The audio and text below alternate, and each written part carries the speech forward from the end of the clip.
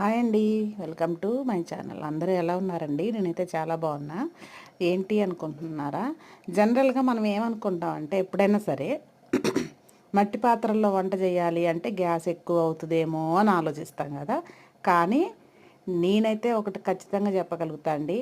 Rice కానీ పప్పు కానీ ఏదైనా సరే మనం పెట్టామంటే ఒక్కసారి మట్టి కుండ వేడెక్కిందంటే చల్లారటానికి చాలా టైం పడుతుంది. అంతేకాదండి, కందిపప్పు ఏదైతే ఉందో అది మనం 2 సార్లు కడిగి కుండలో ఉడకబెట్టుకుంటే మట్టి పాత్రలో ఉడకబెట్టినట్టయితే మామూలు పాత్రలో ఉడికిన దానికంటే తొందరగా ఇందులో ఉడుకుతుందండి. అది కూడా మెత్తగా అవుతుంది. సో మనం కట్టేసాక కూడా ఒక 10 నిమిషాల పాటు ఆ హీట్ కూడా చల్లారదనమాట. అంటే 85% ఉడికిన దాన్ని మనం కట్టేసినా కూడా ఆ మట్టి పాత్ర వేడికి ఆ ఉన్న వేడికి ఉడికిపోతుంది. 100% ఉడికిపోతుంది అనమాట. సో మీరు కూడా ఇలా ట్రై చేసి చూడండి. ఎవరికైనా తెలియకపోతే